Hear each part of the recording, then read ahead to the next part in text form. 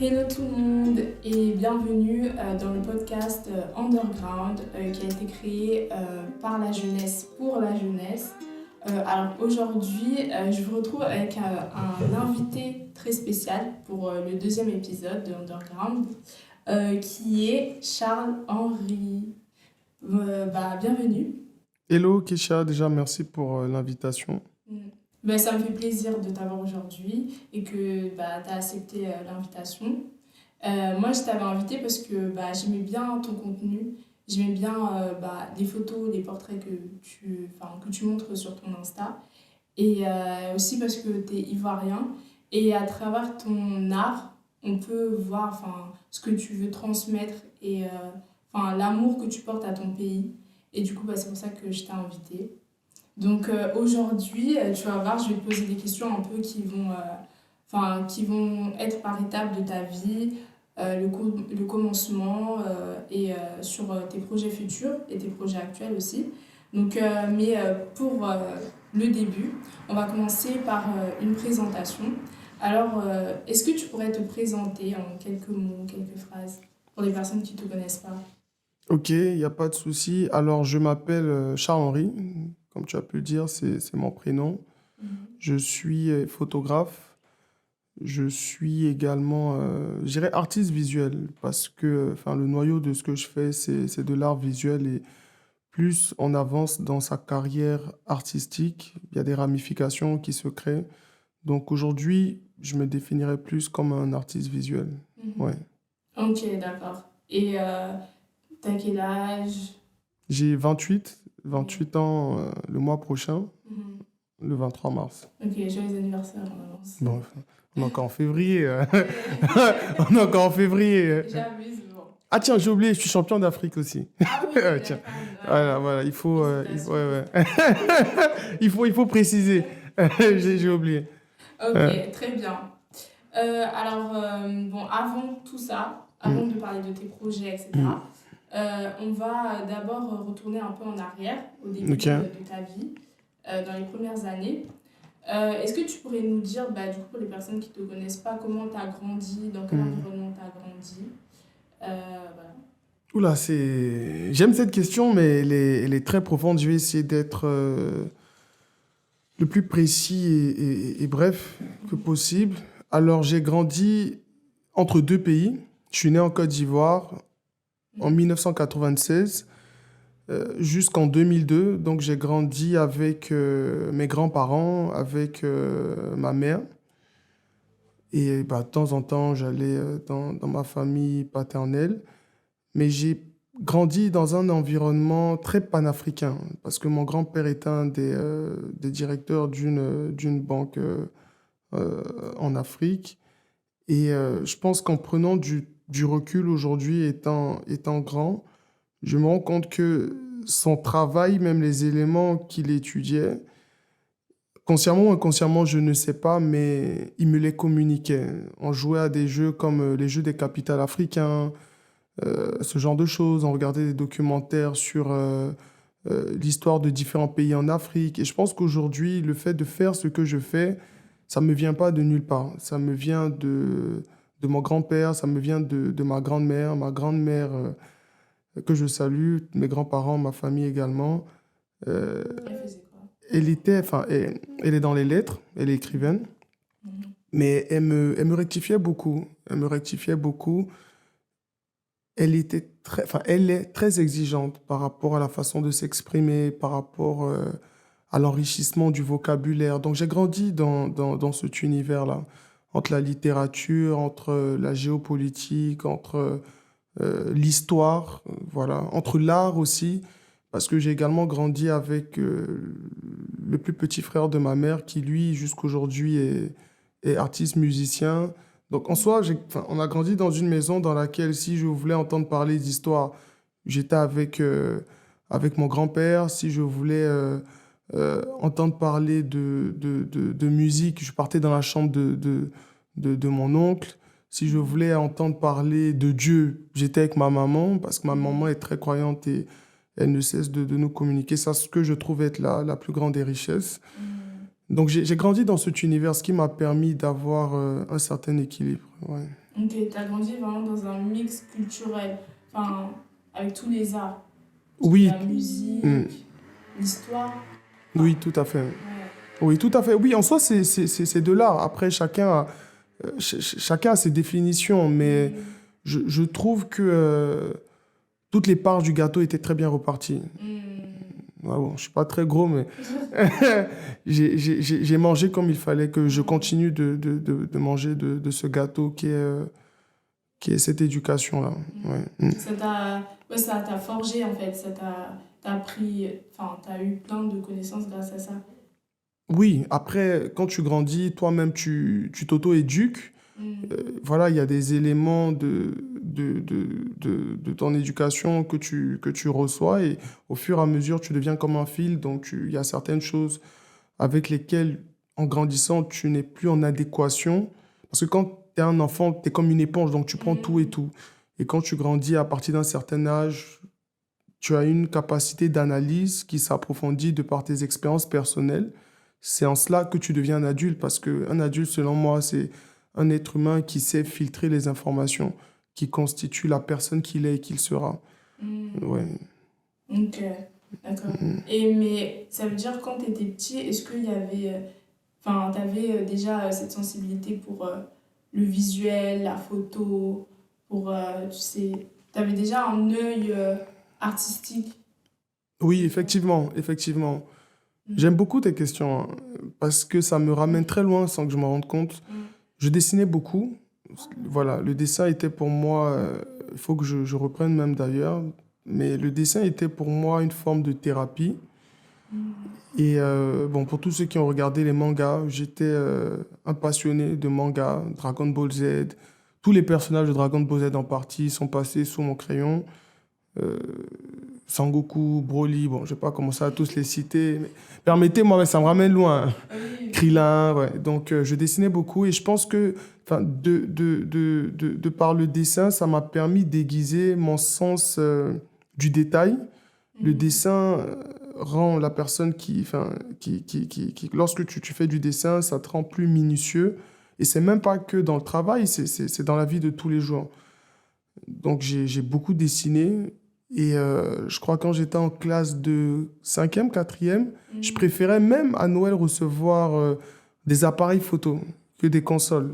Voilà. ouais, Donc j'ai commencé à faire des photos des personnes qui m'entourent, à savoir mes proches, à savoir moi-même. Après, il y avait aussi l'époque où on se photographiait soi-même, les mm, kéfiers, enfin, Skyrock, MSN. ouais, Ah, ça c'est remonte le ancien. BBM, ouais, tu vois. Ouais, Donc, il fallait avoir un appareil Tu te pour, rappelles de ton premier appareil photo? oui, je me rappelle, c'était un Nikon. Moi, je suis nikoniste, hein, désolé Mm, pour les canonistes. Ça m'arrive d'en utiliser, mais j'ai une valeur très, très, très affective avec la marque parce que Nikon m'a vu naître, voilà, a vu naître enfin, comment dirais ce noyau d'artistes visuels. C'était un mm. petit appareil, je me souviens, rouge Bordeaux. C'est toi qui l'avais acheté ou Non, on te l'a offert? non, c'est à Noël. Ah, C'est ça, ok. j'ai même pas encore les moyens. Enfin, hein, l'argent de poche n'arrivait pas à ça. Non, non, non, non, non. On me l'a offert. On me l'a Mm, offert, oui. On me l'a offert. Après, bon, je dirais ce que je faisais après, mais ouais, je mm. m'arrête là. Ok, Mm. trop bien. Donc en fait, c'est quand on t'a offert cet appareil photo, c'est là que bah, c'était un peu comme un jeu pour toi de prendre des photos. Est-ce que c'est là que tu t'es dit, ah ben je vais être photographe? Ou c'est arrivé un peu plus après? Oui, un peu plus tard, parce que je faisais des... Enfin, tu sais, quand tu aimes faire quelque chose, je pense qu'au début, tu te poses... Enfin, surtout quand tu es adolescent, tu te poses pas la question. Quand tu es en cinquième, qu'est-ce que je vais faire plus tard? Bon, après, ça dépend, c'est très subjectif, mais je me posais pas ces questions-là. J'avais un Mm, appareil photo, je faisais des photos parce que j'aimais faire des photos, mais je me disais pas que je voudrais être photographe. Et mm, là, voilà, pour répondre à ce que j'ai tout à l'heure, j'ai commencé à faire de la musique, je me suis éloigné de la photographie, je me suis éloigné du dessin. Ça faisait déjà quelques années que je m'étais éloigné du dessin. Et arrivant en classe de première, j'ai eu une discussion avec une pote. ok. Et enfin, je lui disais, écoute, je sais même pas ce que j'ai envie de faire. Je me rappelle à l'époque, je disais que Je voulais faire sciences politiques. Un de mes grands-pères qui m'a dit, tu veux faire sciences politiques parce que c'est beau à dire ou parce que t'aimes? Ça. Ah, c'est carrément. Ah oui, oui, oui, oui, direct. Ça m'a remis en question. Et je me suis donné un exercice qui est le suivant, c'est que j'ai, enfin, on va dire, pris une feuille et j'ai énuméré sur cette feuille ce que j'aime faire. Voilà. J'ai réfléchi et les éléments de convergence m'ont montré que bah, c'est l'art visuel. Et puis je me suis dit, écoute, je vais faire du cinéma. Et j'ai regardé un film qui s'intitule Boyhood de Richard Linklater. Et dans ce film-là, j'avais l'impression qu'il s'agissait de ma vie. Voilà. Tout à l'heure, C'est des films j'expliquais, oui. afro-américains. Non, c'est pas un film afro-américain. L'acteur principal, c'est un blanc. Mason, il s'appelle. Ah, Voilà, ok. donc c'est l'histoire d'un jeune qui a vécu avec sa mère. Mhm. Et voilà, de plus en plus, il commençait à s'attacher à la photographie. Il s'est retrouvé en école de photo. Mais il y a énormément de scènes dans le film qui m'ont particulièrement marqué. Il y a des films, il y a des chansons, lorsqu'on l'écoute, lorsqu'on les regarde, c'est une discussion d'âme à âme. Quelqu'un peut être sur le même canapé que toi en train de regarder ce film, mais Mhm. vous n'aurez pas les mêmes, comment dirais-je, Tu vas pas le même recevoir la rapport même. avec ce que vous regardez ou avec la chanson que vous écoutez. Même si vous êtes ensemble hein, sur la même, sur le même sofa ou sur le même canapé. Et c'est un film qui m'a profondément marqué.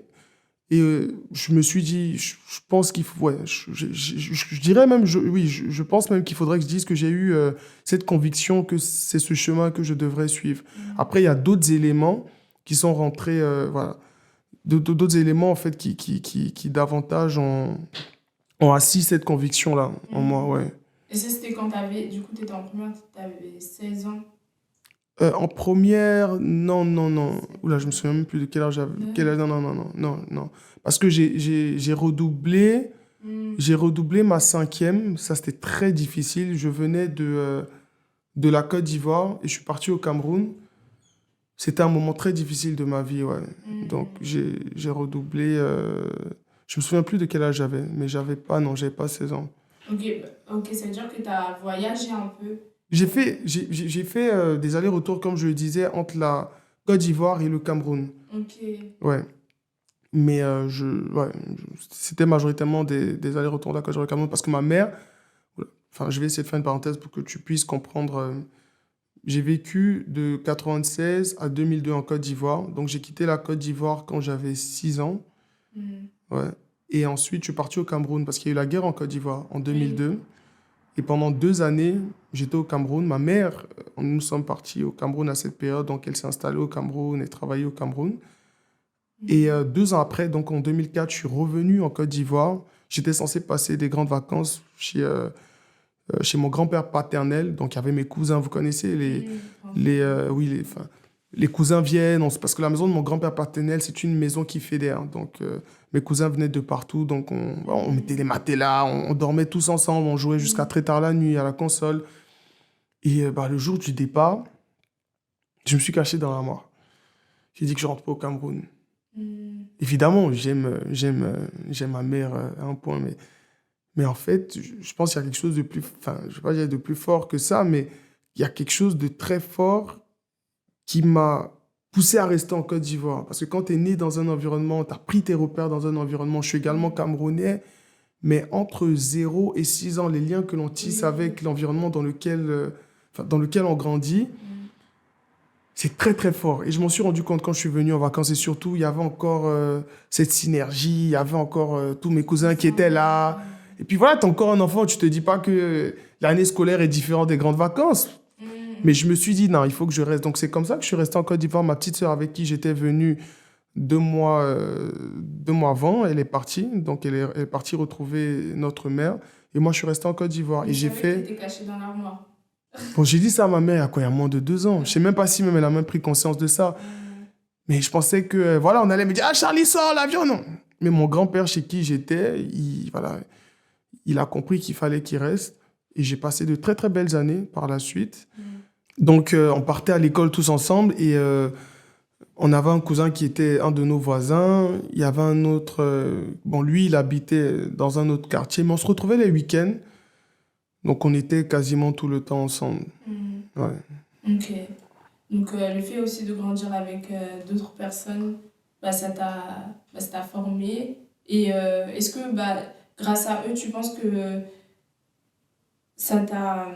Je sais pas comment expliquer, mais en gros, s'il n'y aurait pas eu ça, si tu serais pas resté avec tes cousins Mhm, et en Côte d'Ivoire, tu mhm. aurais été une autre personne. Bon, ça va loin, mais est-ce que tu penses que ton... Enfin, je sais pas. L'effet papillon, en gros, si ça serait pas arrivé, Mm. est-ce que tu penses que tu serais devenu photographe ou... Je pense que c'est des questions dont on n'aura jamais la réponse. Ah ouais, ça.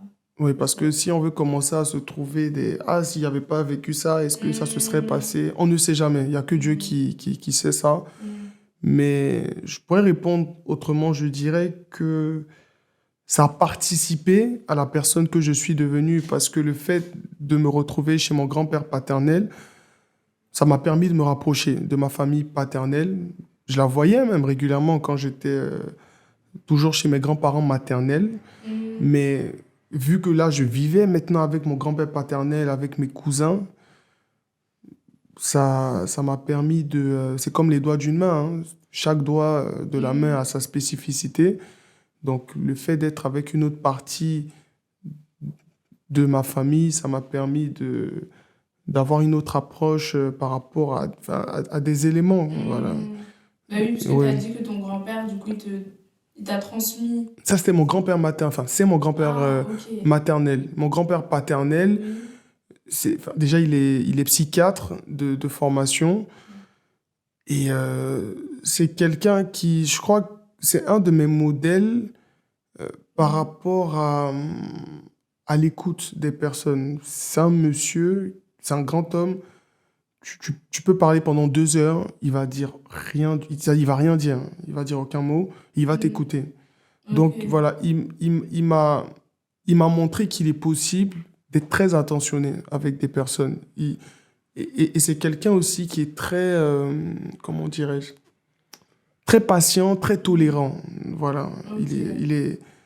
voilà. Et je pense que le fait d'avoir passé ces années avec lui m'a permis de développer ces vertus. Bon, je suis toujours en train de les développer, c'est pas forcément facile, mais c'est la patience incarnée. Ouais. Mmh, ok. Ouais, c'est l'écoute même incarnée, je dirais. Mmh, Il est très à l'écoute, très lent à la colère. Ouais. mmh, C'est-à-dire quand il y a une situation qui se passe, il va très rarement s'emporter. s'emporter. Il va écouter les deux parties, les deux versions, et puis après trancher. Mmh, Mais pour ça, il faut... parce que généralement, quand une situation se passe, les émotions vont dans tous les sens. mmh, Donc il a cette faculté-là à savoir, au-dedans de lui, être posé. Et puis voilà. Donc c'est des choses qui, je crois, à la fin de la journée, ça nous aide, même dans le travail, quand des situations de crise se passent, comment tu réagis face à ça? ouais, c'est Soit ça. tu mets de l'huile sur le feu, soit Mmh, tu te dis non. Je veux dire inconsciemment, j'ai vu mon grand-père quand il y avait telle situation il y a quelques années, comment il a géré ça. mmh. Voilà, il y a des situations qui se passent. Enfin, Oui, oui, je enfin, comprends. je dis n'importe quoi. T'as été invité enfin, t'as été sollicité pour faire des photos et puis bim, t'arrives, tu te rends compte que oula, j'ai oublié ma batterie et puis là, il faut commencer à faire les photos. Comment tu gères ça? Mmh. Ça paraît tout bête, hein, mais tout ce que tu vis au quotidien, les années passées, tout ce que tu as eu à vivre, ça t'aide aujourd'hui dans le travail. Si tu Mmh, étais dans un environnement où il y avait tout le temps de la colère, tout le temps de ah, dès qu'il y a un problème, ah ouais, mais t'es bête, ah ouais, mais... Dès que mmh, tu perds ta batterie et tout, là, enfin, dès que tu te rends compte que tu as oublié ta batterie peut-être à la maison, là, peut-être, je sais pas si c'est un mariage, ah putain de merde, les mariés sont là. Je dis, mais le mmh, photographe, qu'est-ce qu'il a? Pourquoi il se. Tu mmh, vois, et en plus, ça génère encore du stress. mmh. Pour Donc, toi et c'est. pour les autres Oui, aussi. donc et ça, quand tu prends du recul, pour nous qui serons des futurs parents, tu te rends compte que demain, il faudra créer un environnement, enfin, vraiment de safe place, parce que Mmh, toutes les valeurs qu'on inculquera à nos enfants, demain, leur seront utiles pour mmh, leur vie personnelle, mmh, mmh, professionnelle également. mmh. Bah oui, tout Ouais. ça, ça se transmet en fait. Effectivement, parce que c'est des valeurs. Les valeurs se retransmettent dans différents aspects de nos Mmh, vies. c'est vrai. Oui. C'est exactement ça. T'as tout dit. Est-ce que par exemple tu te rappelles, comme tu as dit que tu as reçu ton appareil photo à Noël, tu te rappelles la première photo que tu avais prise? C'est une colle hein, que tu me donnes là. Ah, parce que ça fait Oui, je pense que ça doit être oui, des photos de mes proches, mais là, je ne saurais te dire lesquels de mes proches, hein, mais oui, des Mm. photos de proches, ouais. Ok, Ouais. d'accord. Et tu avais dit en gros, tu avais une sensibilité avec l'image, enfin, le Mm. visuel par rapport au manga, Mm. au dessin, etc. Et maintenant, enfin, tu penses que maintenant, c'est quoi tes inspirations, tes références pour la photo? Parce que maintenant, tu n'es plus la personne que tu étais avant. Donc, Mm. quelle référence as-tu pour le travail que tu fais? Alors, je suis très observateur. Mm. J'aime beaucoup voyager. Et les voyages me stimulent énormément parce que ça te permet de voir d'autres choses, ça te permet de sortir de ta zone de confort, ça Mm. stimule ton intellect, ça stimule aussi ta créativité. Donc, premier élément, je dirais les voyages, je dirais les discussions singulières aussi. Parce qu'en discutant avec des personnes, c'est un voyage dans leur vie, à elles, et ça te donne aussi des idées. Je regarde aussi beaucoup de documentaires, Mm. ce qui me stimule. Et puis j'écoute énormément de musique. 90% de ce que je fais, c'est avec de la musique. Ah bon? Oui. Ça t'aide à te concentrer ou c'est le contraire? Bah, non, ça peut pas être le contraire. Non, du tout. Ouais. Ça m'aide pleinement, oui, à me concentrer, mais je dis n'importe quoi. Là, si tu me joues une chanson d'Oumou Sangaré, enfin, après, ça dépend de laquelle, je peux me retrouver dans ma tête, dans une localité au Mali, je peux voir des plans de drones de personnes en train de cultiver. Enfin, tu vois ce que je veux dire? Et Ouais. ça me donne des idées. Et ça fait que quand je me retrouve là, enfin, ou dans des localités similaires, j'ai déjà une idée très précise du contenu que je souhaiterais réaliser là, dans ce pays. Mm. Juste, par exemple, si j'écoute des notes, je dis n'importe quoi, péruviennes, ça va me donner des idées. Donc, Mm. je ne sais pas d'où ça me vient, mais les mélodies stimulent, ça crée des films dans ma tête. Ouais. Des Oui, images. des images dans ma tête. Mm. Ouais. Ouais. Énormément de films dans ma tête. Par Mm. exemple, si là je mets du Florent Pagny, je vais peut-être imaginer un décor au plein milieu de nulle part avec une dame, un foulard en sang en train de courir dans un champ de blé, Mm. vitesse d'obturation faible.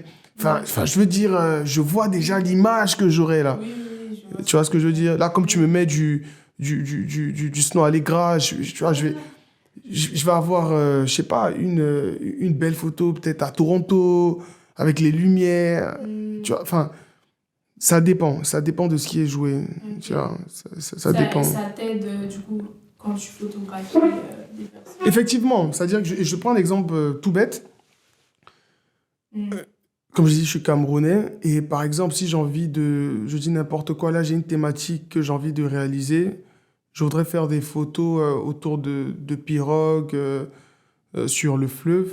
Il y a Mm. des musiques que je vais jouer qui vont me stimuler, comme du Richard Bona, par exemple. Mm. Tu vois, Ça je va vais te pas aller mettre du donner des Drake. idées, quoi. Enfin, Oui, bah oui, c'est pas, ça colle pas. oui, tu vois. Après, je peux le mettre si je suis dans un autre mood et tout. Tu vois, que je veux peut-être faire un shooting, voilà, streetwear sur Mm. une pirogue. Tu vois, je cherche un espèce de. Oui, enfin, tout peut se faire. Oui. Mais Mm. voilà, c'est-à-dire la musique est une ligne directive par rapport au contenu que je souhaiterais créer, Mm. tu vois. Donc, en gros, ouais, quand tu fais un projet, Mm. il y a un mood. Donc, ton mood, c'est. Enfin, il y a une vibe. Ton mood, c'est mettre de la musique pour que les personnes se sentent bien, ça t'inspire. Effectivement. C'est quoi une journée type avec toi lors d'un shooting Ok, bon, déjà à préciser. Abidjan ou au Cameroun? Ok, à préciser, je préfère plus shooter en extérieur. Voilà, parce que, enfin, surtout, vu que je suis principalement basé en Côte d'Ivoire, donc il y a énormément de belles choses qui nous entourent. Mm. Et ce qui fait que, c'est-à-dire si, admettons, une journée type avec moi, on se lève évidemment, Mm. et on peut aller dans une localité proche d'Abidjan Mhm. et en freestyle. Voilà, on photographie ce qu'on voit, on rencontre des personnes, on s'assoit Quand tu avec dis eux. Oui, avec la personne qui m'accompagne, vu que tu as dit une journée type avec moi. Oui, oui, Donc, on rencontre des personnes, on discute avec ces personnes. oui. J'aime beaucoup aller à la rencontre des personnes, entrer dans l'univers des personnes, Mm. tu vois. Donc, C'est ça que j'aime. Après, photographier ces personnes. Mais tu sais, pour avoir, selon moi, des photos Mm. dans lesquelles tu ressens une âme, si c'est des personnes que tu souhaiterais photographier, il faut discuter avec elles, il faut parler avec elles pour que ces personnes se sentent à l'aise. Mm. T'es d'accord avec moi que si tu prends ton appareil photo, bim, tu photographies quelqu'un, la personne va se dire, mais, enfin, Mm. donc il faut... Là, si c'est des portraits, après, il y a des photographies, enfin, je veux dire des scènes quotidiennes. Donc ça, en soi, c'est des photos, il y a des gens qui passent. Marcher. Oui, voilà, donc les gens ne peuvent ne même pas s'en rendre compte. Mm. Mais j'aime mettre à l'aise les personnes. Donc quelqu'un qui me suit, on va discuter avec des gens avant de faire des photos, Mm. ouais. Ouais, c'est Donc important pour que la personne se lâche. oui, tout à fait, tout à fait, tout à fait, ouais. Mm. Tout à fait. Après, voilà, on va découvrir les richesses de la localité ou de la ville dans laquelle ou du village dans lequel on est, ouais. Mm. Ok. Ouais. Donc, ça veut dire, est-ce que genre, tu prévois, tu fais un mood board, etc. Bon, Ou- par exemple, j'ai travaillé sur, bon, c'est un projet qui est pour le moment de parenthèse, Mm. mais j'ai travaillé sur des interviews de plus de 200 travailleurs dans toute la Côte d'Ivoire. Donc là, oui, dans ce cas-là, il y a une feuille de route bien précise, bien établie, il y a des villes à effectuer. Donc quand je me rends dans ces villes-là, il y a un nombre de personnes à interviewer. Il y a Mm. des questions principales qui sont posées, mais il ne faut pas arriver comme un robot, comme vous appelez. Non, non. Oui, oui, oui, il faut que Voilà, ça en soit fonction de ce naturel. qu'elle te donne comme réponse, des questions peuvent en découler, Mm. vois-tu. Donc, ça dépend des projets. Il y a des fois, tout simplement, voilà, je me lève, je mets ma caméra sur mon cou, et puis voilà, je sors de la maison. Qui j'ai vu, j'ai photographié, j'ai discuté, et puis Mm. j'aime pas avoir comment dirais-je, de barrières, voilà. Si Mm. aujourd'hui c'est une journée freestyle, c'est une journée freestyle. Ok. Pas de mood board, voilà. Mais souvent, c'est les Mm. meilleures journées comme ça. Très souvent, ouais. Mm. Très souvent. Parce qu'il y a des choses. Parce que tu t'attends à rien. Oui. Tu vois ce que je veux dire? Tu t'attends à rien. Donc tu Mm. sors de la maison et bam! Mais il faut par contre être très à l'affût. Mm. Parce que ça, c'est soit une frustration en tant que photographe, beaucoup vous le diront. Il y a des scènes que tu vois passer et en fait, tu es mitigé entre le fait de profiter de l'instant sans faire de photos et de profiter de l'instant en faisant une photo de cet instant. Parce que tu te dis, c'est un instant qui va plus jamais arriver. Parce que c'est inattendu. Mhm. Tu vois, contrairement à de la photo en studio, parce que photo en studio, c'est très planifié, voilà, tu vois, En les fait, pauses et c'est tout. profiter de de l'instant, c'est ça?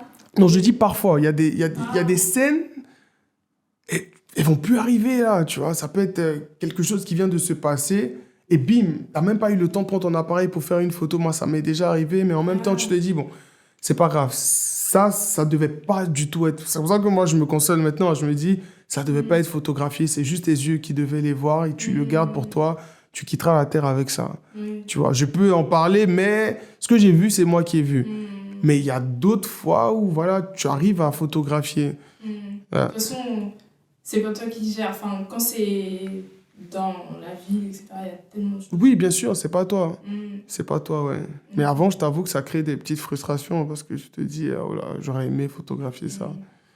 Mais bon, Il y a c'est ça aussi. qui ont- Ah, c'est ça. c'est ça. Mm. C'est ça. Et du coup, comme tu me parlais de ton enfance, etc., Mm.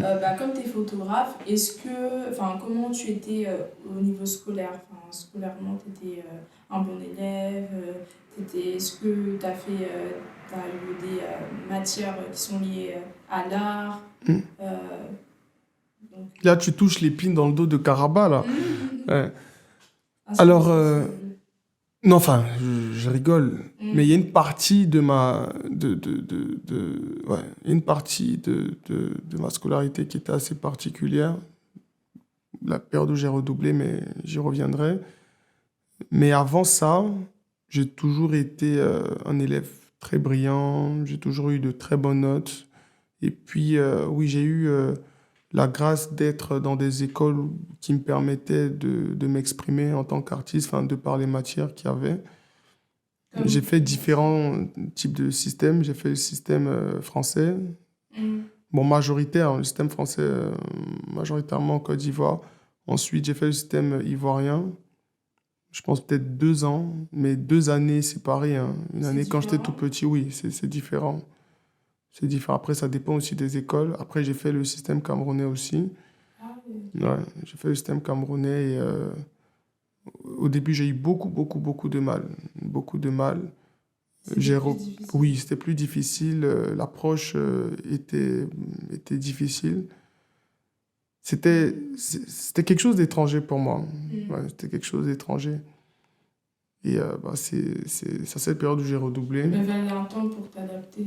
Oui, il fallait un temps. Et puis aussi le fait d'aller en... Je partais au Cameroun en congé, en vacances, ce Mm. qui est différent quand tu vis. Voilà, ce sont pas les mêmes mentalités. Puis je suis parti au Cameroun, je devais être en classe de... Oui, enfin cinquième, comme j'ai dit, j'avais 12 Mm. ans. Ah Donc oui. oui, je veux dire, en cinquième, quand tu arrives en sixième, les groupes sont déjà formés. La plupart étaient à l'école primaire ensemble. Toi, tu Mm. arrives, tu as une autre approche, tu vois. Mm. Mais c'est pas la Donc, même culture c'est aussi. pas la même culture aussi. Donc, mon cocon, c'était plus à la maison. Mais quand je sortais, puis tu connais enfin, à l'école, enfin, je vais pas y revenir. Mm. Mais il fallait être très dur. Il fallait être très dur. Et c'est une période de ma vie qui, je pense, ça fait partie des périodes les plus difficiles de ma vie. J'en parle pas beaucoup. Ah bon, ça Ouais, t'a beaucoup marqué. oui, oui, ça m'a beaucoup marqué. Ça m'a Mais beaucoup c'est marqué, ouais. comme tu étais enfant. Oui, surtout parce qu'en cinquième, tu n'as pas encore de véritable personnalité. Tu te cherches encore. Tu essaies de Mm. ressembler à d'autres. En plus, on avait les influences. C'est quand tu es en cinquième, tu vas avoir les grands frères qui sont en première. Bah, donc, Mm. tu n'as pas encore cette fermeté d'esprit. Ouais. Mm.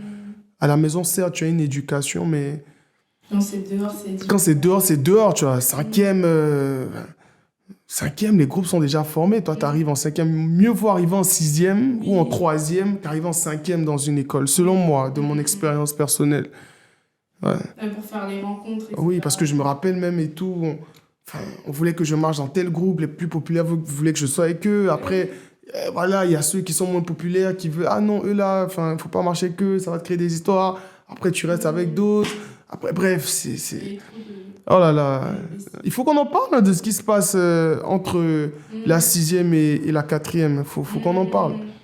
Au collège, il faut être Oui, fort au aussi. collège, le collège, il faut vraiment, vraiment être fort. Hein. Mm. Il faut Mais c'est pas vraiment être comme le fort. Hein. lycée. Non, le lycée, ça va. Tu as déjà Ça va. oui, enfin, une personnalité. Mm. Tiens. Mais le collège, il faut être fort. Il Mm. faut être très fort au collège. On n'en parle pas beaucoup, j'ai l'impression. Bon, Mais à part les harcèlements et tout. oui. Hier, je suis tombé sur... Oula, ça m'a brisé le cœur. Il y a une jeune fille qui était à deux doigts de se suicider, qui a écrit une lettre à sa maman et qui disait qu'à l'école, elle avait 12 ans, mais voilà, je crois qu'elle devait être en cinquième, Mm. et qui disait qu'il y a une fille dans sa classe qui ne fait que la harceler, et à l'école, ça devient de plus en plus difficile, les Mm. moqueries, ouais. Et elle était à deux doigts de se suicider. Sa mère s'est Oui. effondrée quand elle a vu la lettre.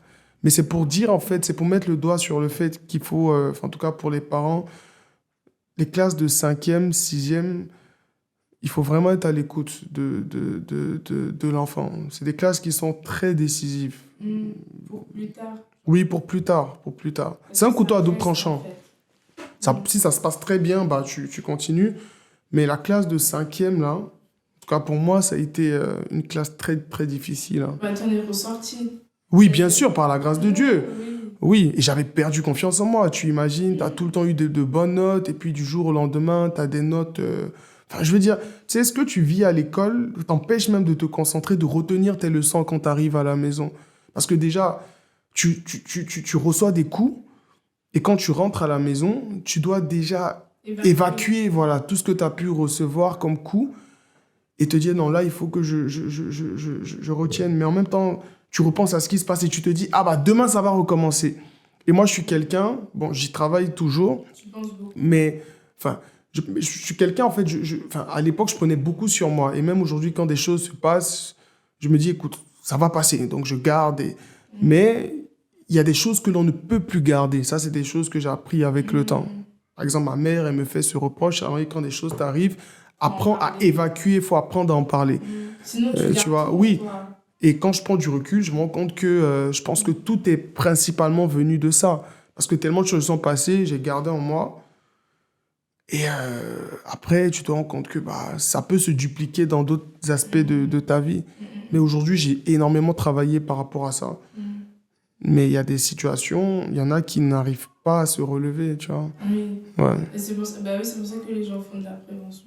Oui, c'est très important. Faut Mhm. pas entendre, faut écouter, Ah, tu vois. il y a une différence entre Bien les sûr, deux. Oui. bien sûr. Mhm. C'est ma grand-mère qui le dit tout le temps, bien sûr. Bien sûr. Ok. Ta grand-mère maternelle? Oui. Ok. Ok, super. Bah, ouais, en tout cas, c'est un bon point ce que tu as dit. Et, et je voulais savoir aussi, est-ce que bah, tu as fait une école de photo ou si tu as fait une formation après le lycée? Mm. Euh, et du coup, comme tu as dit aussi que tu as fait l'école, enfin le collège français Mhm. et ensuite... Non, j'ai pas fait le collège français. J'ai fait quasiment enfin, de mes premières classes, enfin, de façon majoritaire, je l'ai fait, je vous ai dit tout à l'heure, 1996 à 2002, j'étais en Côte d'Ivoire. Donc, ouais, le là, j'étais... programme. Oui, voilà. Donc, j'ai fait, voilà, programme français, Oui, c'est ça. voilà, majoritairement. Ensuite, au Cameroun, quand j'étais au Cameroun pendant 2 ans, j'étais au programme camerounais. Et quand je suis retourné en Côte d'Ivoire, j'étais encore au programme français. Avant de partir de la Côte d'Ivoire, j'ai fait une année enfin, de programme ivoirien. Et tout le reste, bah, j'étais au programme camerounais quand je suis parti Ok. au Cameroun, ouais. Du coup, est-ce que durant ces moments à l'école, Mm. est-ce que ton intérêt pour la photographie a augmenté? Et est-ce que tu avais fait une formation pour la photographie, la vidéo? Oui, j'ai fait une formation. J'ai fait un diplôme en communication visuelle et j'ai fait un diplôme en réalisation cinéma. Mais j'ai pas fait d'études spécifiques en photographie, non. Par Ok. contre, quand tu étudies le cinéma, il y a des matières où vous étudiez l'image, et l'image, c'est le facteur l'élément principal de la photographie, à savoir la résolution, à savoir enfin, les différents types de plans, les différents types d'angles. Mm.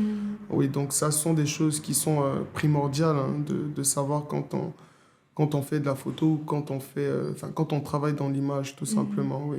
Et c'était après le lycée? Oui, bien sûr, c'était après le Ok. lycée, ouais, ça, c'est après le lycée. C'était vers quel âge à peu près? Vu que j'ai redoublé ma cinquième, comme j'ai dit, j'ai redoublé ma seconde, donc j'ai redoublé 2 classes. Entre parenthèses, le redoublement, c'est pas une fin de vie. Mm. C'est pas une fin de vie, c'était des années très difficiles. Bon, après la seconde, j'étais très délinquant, il faut le dire. Voilà, Ah voilà. oui? Oui, oui, oui, On oui, dirait. oui, j'étais très délinquant. Après, il y a Mm. différents types de délinquance, hein. Mais la cinquième, c'était une transition entre l'environnement dans lequel je venais, qui, je crois, a été la raison principale de ce redoublement. Et Mm. le deuxième redoublement en seconde, parce que bon, j'ai eu mon brevet, voilà, j'ai fait une excellente quatrième. Mm. Oui, c'est une excellente quatrième, ouais. J'ai changé d'école, ça m'a fait beaucoup de bien. Mm. Et bah, en seconde, je me suis lancé dans le rap. Je pense que la plupart des garçons sont passés par là. Oui. Au lieu d'étudier, Ouais. ça kick fort. Et voilà, donc Ça je me avait suis... percé un peu? Ouais, on va dire, hein. Et puis à l'époque, attends, ça s'appelait comment? L'AMOA, quelque chose, je sais Ah ouais? plus. Et je faisais des 4000 écoutes, hein. Ah oui, oui, oui, oui, oui. Enfin, 4000 écoutes à l'époque, c'était pas rien. C'est beaucoup. Oui, ouais, c'était quoi mon blaze? CHK, après Kenny Black. Ah, un peu à Ah l'américaine. oui, oui. Enfin, ils nous ont paramétré. Mhm. Avec les lunettes rayées à la Kanye, tu vois. Ouais. Et ouais, donc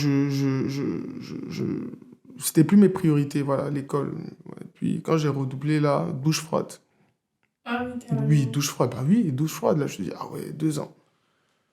2 ans. Oui, mais c'est une deuxième chance. Ça veut dire Oui, on te mais donne l'opportunité. c'était pas des trucs, comme je dis, j'ai eu de très bons résultats avant. Donc c'était pas Ah, quelque chose que, ok. voilà, même dans la famille, même, enfin, Charles-Henri, t'as redoublé. Oui, Tu vois oui. ce que je veux dire? Donc je Ouais. partais en vacances chez les grands-parents, mais ils ont été d'un support indispensable, tout comme ma mère. Tu vois, j'avais un bon professeur de maison pendant les grandes vacances, ça m'a redonné confiance. Et par la suite, Hmm. voilà, j'ai plus du tout redoublé jusqu'à présent. Je me rappelle même pendant mes études universitaires, j'ai toujours été parmi les premiers parce que j'ai réussi à convertir cette frustration-là, Ok. oui, voilà. Je me suis dit, never again, c'est fini ça. C'est-à-dire, je Hmm. dois toujours être parmi les premiers. En tout cas, quand je suis arrivé à l'université, j'avais déjà ma personnalité, je continuais de m'imposer. Voilà, c'est ce que je veux faire. J'ai dit à mes parents. Au début, ma mère elle était un peu, elle comprenait pas Mhm. trop, mais je lui ai fait savoir que c'est ça que je voudrais faire. Après, voilà, avec le temps, Elle accepte. voilà, elle a accepté. Et aujourd'hui, elle fait partie de mes premières supportrices, pour ne pas dire la Wow. première supportrice, tout comme, Mhm. euh, tout comme mes parents. Tu vois, donc, ouais, voilà quoi. Ouais. Mhm. Mais sinon, oui, effectivement, pour revenir sur ta question, j'ai suivi une formation, mais pour être honnête, Ça hein, ne t'a parce pas que apporté sans tabou, grand-chose. faut dire les choses. Pour être honnête, ce que j'ai beaucoup plus appris lors de cette formation, Mhm. c'était tout ce qui est relatif au droit. Tu vois, droit à l'image, ce genre de choses. Après, des matières tout comme, enfin, comme je parlais, l'étude de l'image, les résolutions, les plans, ça m'a été Mhm. utile, mais en vrai, c'est des choses que tu peux apprendre En dans des toi-même. livres, ouais, Mhm. effectivement. Ce que j'ai principalement appris, enfin, c'est le droit à l'image, enfin, ce genre de choses-là. Ok. Après, il y a beaucoup de choses que j'ai appris de par moi-même, voilà, via des documentaires, via des photographes déjà très accomplis. Mhm. Et puis aussi la pratique, le fait, j'ai commencé à travailler très jeune. Un bon vers Oui, quel âge? on va dire à quoi? 21, 22 ans? Ah, ok. Oui, ouais, 22 Mhm. ans. Je me suis professionnalisé aujourd'hui j'ai 28, enfin en mars. Je me suis professionnalisé à 24 ans. Ok. Ouais, Ça veut dire avant, tu faisais ça que par passion. Oui, bon, je commençais à gagner un peu d'argent ci et là, mais voilà, tu sais que même quand tu es un artiste, enfin, tout comme un glaçon, il y a un temps où le glaçon devient insolite. Là, je suis toujours en train de continuer de me découvrir. C'est pour ça que tout à l'heure, j'ai dit, je veux plus me considérer juste comme un photographe, mais comme un artiste visuel. Oui. Parce que là, je pense à faire des films, des documentaires, Oui. etc. Oui, bon, j'en Donc la parlerai plus vidéo, tard. ça te Oui, bien plaît. sûr, enfin, j'ai fait même un diplôme en réalisation cinéma, donc Ah oui, effectivement, ben. oui, c'est quelque chose qui me passionne. Mais Mhm. j'ai voulu, avant de me diriger vers la vidéo, bien asseoir mes connaissances en photographie. Donc Mhm. aujourd'hui, par exemple, si, enfin, évidemment, je continuerai à me faire former parce que c'est très important, Mhm. mais le monde avance, le monde évolue. Je peux aller, je dis n'importe quoi, faire une formation en lumière aux États-Unis, faire une formation, un élément spécifique, par exemple en Afrique du Sud ou en Australie, je vais le faire. Tout est Tu bon vois. à prendre Oui, en tout est fait. bon à prendre, mais tout ce qui suit la vision que je souhaite voilà, réaliser. Mhm. Mais je veux dire qu'il est important d'avoir une connaissance théorique, tout comme une connaissance pratique. Mhm. C'est-à-dire lorsque tu sais... Et ce pourquoi je trouve aussi que les études sont importantes dans ce sens, c'est que quelqu'un peut faire quelque chose, mais il ne sait pas quel est le terme spécifique par rapport à ce qu'il est en train de faire.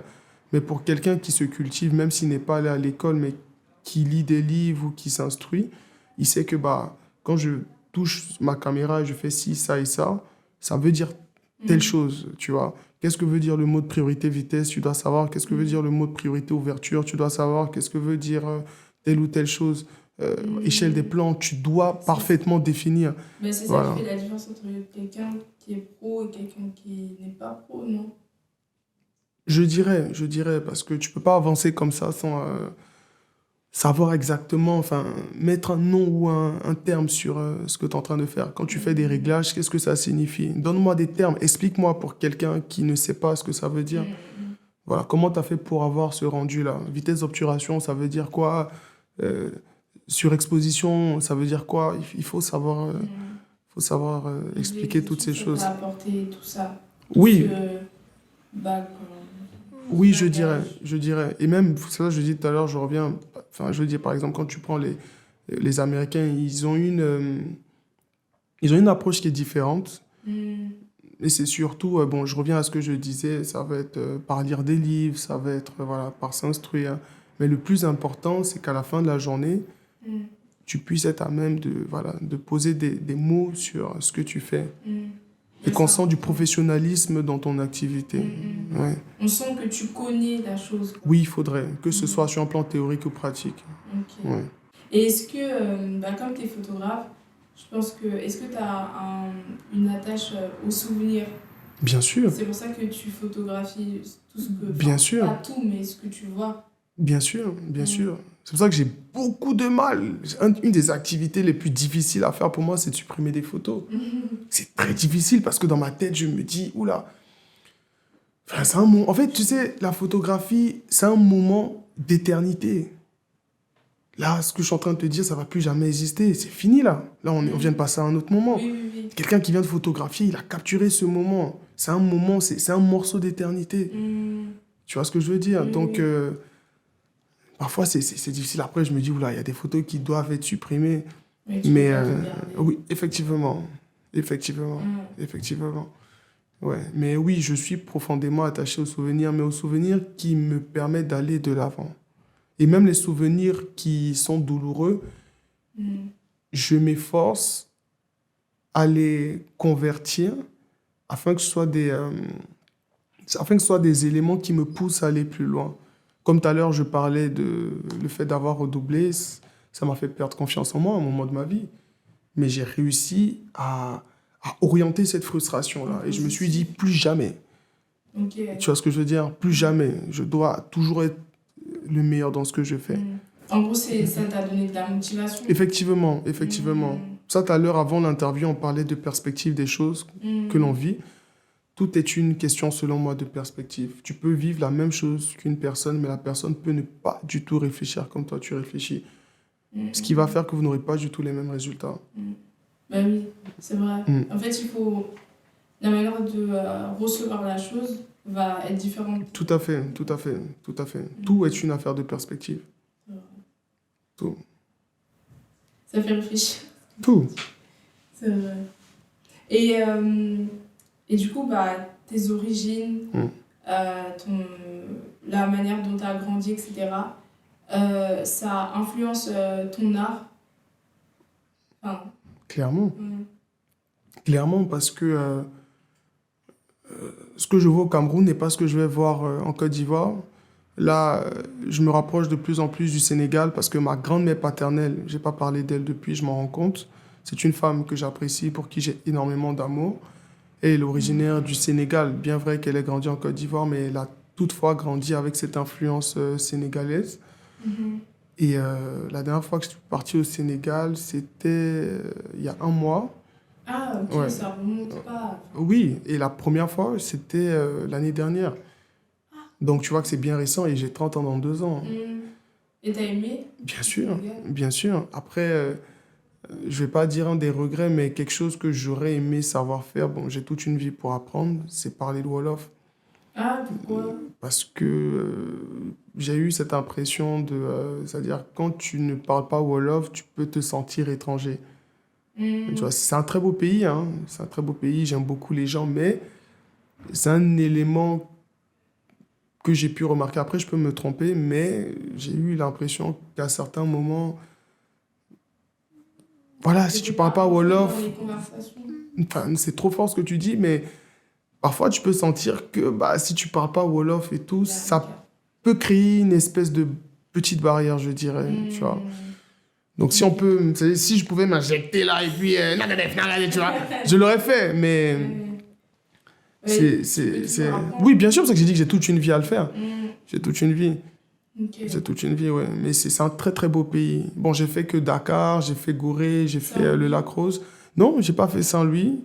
Pourtant, c'est beau. Hein. Oui, j'aurais pu le faire parce que le dernier séjour, j'étais avec mes parents et puis, bon, ils y allaient. Et j'avais pas encore reçu de confirmation pour une prestation que j'étais censé faire. Donc, j'étais dans le flou. Donc, je me suis dit, par mesure de précaution, je resterai à Dakar. Et puis, si la prestation se confirme, au moins, je suis là. Donc, eux, ils sont partis à Saint-Louis. J'ai vu des photos, ils nous en ont parlé.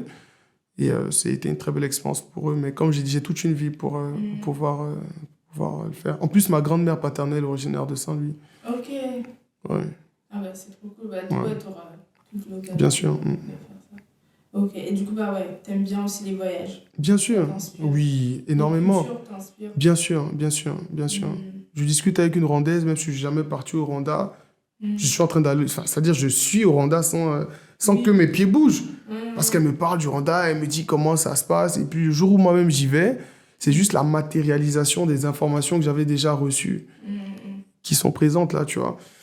Ah, Mais c'est fort genre, de voyager à travers les mots La personne te dit. Bien sûr, là, regarde, on va faire quelque chose de tout simple, un petit exercice. Mm. Si je te demande de me décrire ton appartement, bien vrai que là, nous sommes ailleurs, nous ne sommes pas chez toi. Tu me dis que, bah, écoute, dès que tu arrives, évidemment, bon, t'as la porte. Ensuite, t'as ci, t'as ça. Moi, je Oui, tu t'écoute. visualises. Quand je vais arriver, je vais pas être surpris. Je vais être surpris par des éléments dont tu m'auras pas fait part. Mm. Et c'est ça le voyage. Mm. Parce que je me suis retrouvé chez toi sans y être physiquement. Mm. C'est pour ça que je me dis, c'est très dangereux de rester qu'avec des personnes qui, euh, qui sont ressortissants que de l'environnement dans lequel on vient. C'est très, très dangereux. C'est bien, hein, mais c'est dangereux. Pourquoi? Parce que, enfin, tu sais, quand vous avez vu les mêmes choses, quand vous avez les mêmes approches, vous aurez toujours les mêmes résultats. C'est ce que je pense, hein. Je peux me tromper. Mais quand tu apprends à connaître des personnes qui viennent d'environnements différents du tien, je dis n'importe quoi. Si pour faire ces taux-là, il fallait faire une formule, toi, tu as grandi avec ça. Pour faire ces taux, il faut que faire cette formule-là. Tu vas aller au Taïwan, on va Mm. te montrer, ah non, tu peux faire comme ça. Tu vas aller Pérou, Uruguay, je sais pas, on va te montrer une autre formule. Mm. Et du coup, quand toi, tu vas rentrer chez toi, les gars vont te dire, ah ouais, on peut faire que comme ça. Non, non, je vais vous montrer quelque chose. Mm. Et il y aura toujours des gars qui vont te dire, non, c'est faux, il vous ment, c'est un usurpateur. Et pour toi, pourquoi c'est important de mettre la Côte d'Ivoire en avant dans ce que tu fais? Bon, déjà, parce que je me rappelle une période. Bon, déjà, tu te souviens, je t'ai dit que j'ai quitté la Côte d'Ivoire quand il y a eu la guerre. Ça, c'est la première fois. Mhm. C'était assez difficile parce que tu te vois quitter un environnement que tu chéris, mais pour des raisons que tu ne souhaites à personne. Je me rappelle, hein, la nuit, maman nous a réveillés, on avait un vol à prendre très tôt, c'était les vols d'Air Afrique à l'ancienne. Tu vois, je peux même te dire ce qu'on nous a servi dans l'avion. C'est des souvenirs qui sont encore très... j'ai l'impression de les voir là. Mm. Et ensuite, encore, on a eu des moments fin de crise. Donc, je pense aussi que le modeste apport que je puisse faire, enfin, apporter à la Côte d'Ivoire, c'est aussi mettre en l'avant son honneur par rapport à tout ce par quoi on est passé.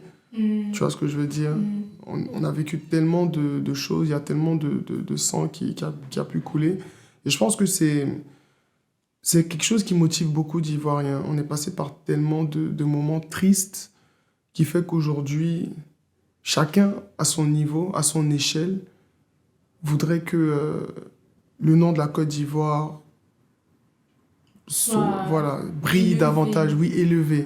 Mm. Tu vois ce que je veux dire? Mm. Soit élevé. Donc, je pense que c'est une des raisons principales qui me pousse à dire, vous voyez, on était là il y a quelques années, aujourd'hui, voici où est-ce qu'on en est. Mm. Quand tu vois des Ivoiriens qui ne cessent de dire, tout à l'heure j'ai embêté, j'ai oublié de dire que je suis champion d'Afrique, c'est surtout aussi pour rappeler le fait que on vient de quelque part.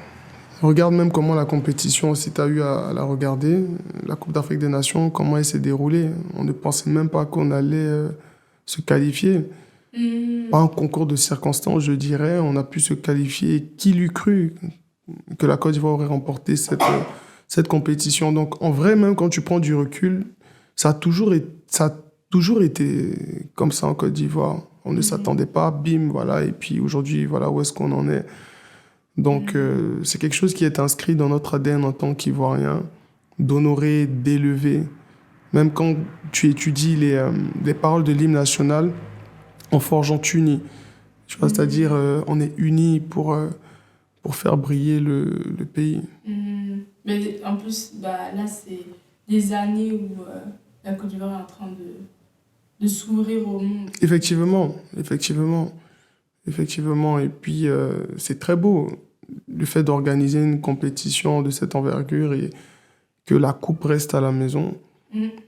Donc, tous les projecteurs ont étaient sur la Côte d'Ivoire et ce n'est même pas encore le début. Mm. Je suis trop conscient du potentiel de la Côte d'Ivoire. Mm. Et du coup, comme tu parlais de mettre en avant la Côte d'Ivoire, tu as fait Enfin, tu as créé une marque Mm. aussi. Ah bon? T'as Je créé, rigole, ouais, je oui, rigole. t'as créé une marque qui met en avant la Côte d'Ivoire. J'ai vu aussi que, enfin, qui met en avant, bah oui, sur les t-shirts, il y a écrit Abidjan, etc. Même pour la Coupe du Monde, la Coupe d'Afrique. Amen, hein? Ah, les coulés! Ah, bah oui. Les coulés! Amen, hein?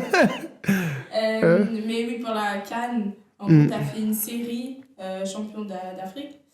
Et comment ça t'est venu l'idée de créer une marque? Bah oui, comment tu as eu cette inspiration? Est-ce que tu as toujours voulu créer une marque? Mm. Est-ce que tu as un attrait pour la mode Mhm, aussi? mhm, mhm. Donc, Alors, c'est bizarre parce que j'en ai même pas parlé, parce que juste avant de commencer mes études universitaires, j'avais lancé une marque, mais voilà, j'étais pas prêt du tout. Il y a eu, c'était bien accueilli, mais ça n'a pas duré. Voilà, ça n'a pas duré. Enfin, comment tu lances une marque alors que tu as deux modèles et encore, c'était moi-même mes propres vêtements et j'ai fait coudre pour faire des photos. Enfin, j'étais pas mature, voilà, t'as vu, donc t'as envie de faire. Mais ça avait été bien accueilli et je pense que si j'ai eu cette idée-là, c'est parce qu'il y avait déjà ce désir-là de me voir dans... Ça me fait même bizarre de dire dans la mode maintenant parce que c'est ce qui en est aujourd'hui. Et par rapport à cette marque, ça a été beaucoup de... Enfin, en soi, c'était un concours de circonstances, hein, en vrai, pour être honnête, parce que je voulais faire un nouveau livre qui s'intitule Worldwide. Bon, il finira par sortir. Et finalement, autour d'une discussion, je me suis rendu compte que bah, la meilleure formule, bah, c'est de faire mettre mes photos sur des supports comme des t-shirts et tout. Donc pour moi, c'était juste des merges, c'était pas en faire une marque. Et quand je me l'avais, enfin, je pense que c'est le cas pour beaucoup, bim, la petite ampoule s'est allumée et j'ai From Pictures. Donc du coup, je peux faire une marque qui, c'est-à-dire, parce que j'ai pas encore vu de photographe qui a une marque essentiellement basée sur ses photographies. Tu vois, et c'est ça l'essence même, l'ADN de la marque. D'où From Pictures, le nom, à partir de photographies. Mais là, on va pas faire que des t-shirts, je vais pas en dire plus. On va faire d'autres choses, d'autres types de produits, mais ce sont des produits essentiellement conçus sur la base de photographie, oui. Ok, d'accord. Voilà, donc... et puis, c'est mon univers, hein, vu que j'aime voyager, je me suis dit, écoute, bah, ça matche bien avec le nom, et puis surtout que nous, Africains, même pour ceux comme toi en l'occurrence, qui vivent euh, loin de l'Afrique, enfin physiquement, mais Oui. profondément attachés, je sens que, c'est-à-dire il y a une mouvance qui se passe là, et il y a un retour. Il y a un retour en Afrique, et beaucoup s'identifient, sont fiers de dire, ah oui, je viens du Mali, je viens du Burkina, je viens de la Côte d'Ivoire, etc. Et je me suis dit, bah, tu mets des noms de villes, les gens vont se sentir appartenir à leur ville. Tu mets une photo que tu as effectuée dans les villes où tu es parti. C'est un peu, enfin, pour moi, c'est de la photographie documentaire qui rencontre de la mode, ou du C'est un mix. photojournalisme qui rencontre, voilà, qui rencontre la mode, le streetwear, tu vois. C'est surtout ça. Donc, tu as le nom de la ville comme dans un journal, tu as la photo, et puis bah, tu as un test juste en bas, un test descriptif. Et pour revenir sur ce que tu as dit tout à l'heure par rapport à la série Champion d'Afrique, c'est exactement ce qu'on a fait. Quand tu regardes les produits, là, je suis venu à Paris principalement pour ça, pour lancer la production parce qu'elle s'effectue ici. J'ai tellement hâte, là, elle va débuter cette semaine. Et quand tu regardes les produits, c'est un article de journal que j'ai fait faire. Donc avec ma photo, enfin, c'est un article de journal, mais sur des t-shirts, sur des hoodies, sur... Oui, le derrière. effectivement, mais devant, il n'y a rien, voilà, pour laisser la liberté aux personnes de s'habiller comme elles le souhaitent. Peut-être au fil du temps, je changerai d'avis, mais pour le moment, c'est comme ça que je préfère. En tout cas, sur les t-shirts, hein. Je ne vais pas vous en dire plus. Ouais, pour ce qui arrive. Donc oui, voilà. Donc là, on a déjà en ville Abidjan, on a plusieurs villes de la Côte d'Ivoire. C'est pas que pour promouvoir la Côte d'Ivoire, promouvoir l'Afrique, le monde. Ouais. Ouais. Ok. Et bah, en tout cas, c'est cool. Parce que c'est différent. Enfin, il n'y a pas beaucoup de photographes qui font ça. Ah, merci, merci, merci, merci, merci. Et puis, c'est très bien accueilli.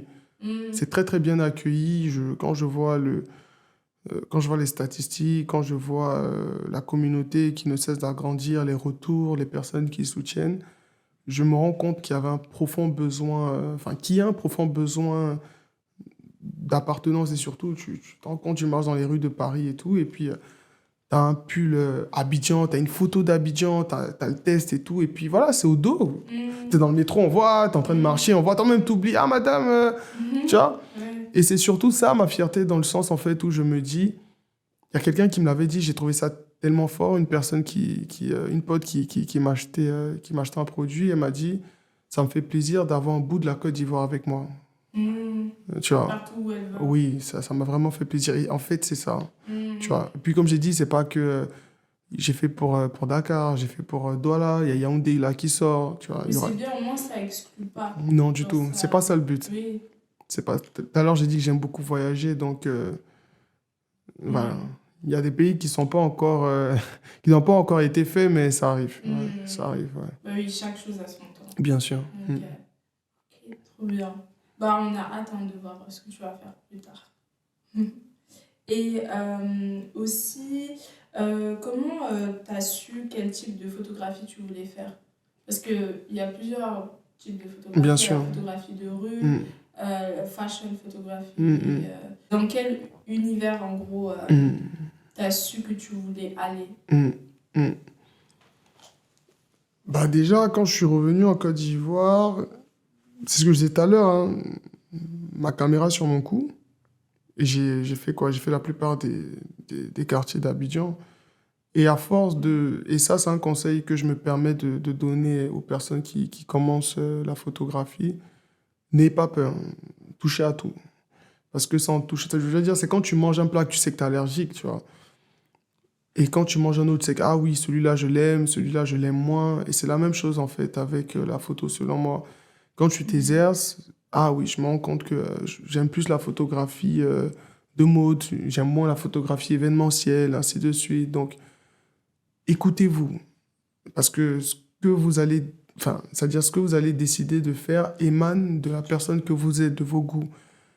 Des personnes, par exemple, peuvent vous regarder, vous observer, vous dire ah, je pense en fait que tu te retrouverais bien dans la photographie événementielle. Mais à la fin de la journée, quand vous dormez, c'est vous qui êtes avec voilà, vos goûts et tout. Donc, il faut vous écouter, il faut tester plein de choses pour savoir. Ne faites pas, par exemple, la photographie, parce que de plus en plus, il y a des événements urbains. Donc, ah ouais, je veux faire de la photo, ouais, voilà, au même titre que. Non. Si tu le fais, c'est parce que t'aimes. Ne le fais pas parce que c'est une vibe, parce que c'est une hype, parce que tout le monde en parle. Sinon, tu vas te lasser. Tu vois. Sinon, oui, il faut le faire parce que tu aimes le faire. Oui. Et quand tu aimes le faire, même quand on va regarder tes photos, je peux sentir quelque chose là, dans ces photos à lui. Mais c'est vrai. Ouais. Même quand on regarde tes photos, les portraits, etc., j'ai vu que tu as un Insta, en gros, qui fait que pour les portraits. Effectivement. Et on voit, genre... Je perds même mon français tellement là, tu dis des choses qui me touchent. Hein. Oui, non, mais c'est vrai, on ressent le... Bah, déjà, on ressent l'énergie de la photo, ça nous transporte aussi. Merci. Et on sent que tu fais ça par passion, quoi. C'est pas juste comme ça, une photo comme ça. Il y a quelque chose derrière, tu vois. Donc, voilà. Je me suis rappelé... Non, du tout. Effectivement, parce que ça a été un carrefour, en vrai, qui m'a permis de me rendre compte que, certes, tu peux faire différents types tu peux toucher à différents types de volets photographiques, mais les portraits, c'est quelque chose qui me passionne profondément. Après, j'ai été influencé, je dirais même, oui, influencé, mais énormément stimulé par, je pense que vous devez le connaître et tout, ceux qui nous écoutent, qui nous regardent, Human de Yann Arthus Bertrand, c'est un très grand réalisateur. Et en soi, c'est une série de... il pose des questions à savoir quelle est votre définition de l'amour, quelle est votre définition de la richesse, de la pauvreté. Il peut avoir un chef d'État qui va répondre, tout comme il peut avoir un Eboire Haïti qui va répondre. Et on revient à ce que je disais tout à l'heure, perspective. Tu vois, mais les personnes répondent, il y a un fond noir, c'est des portraits.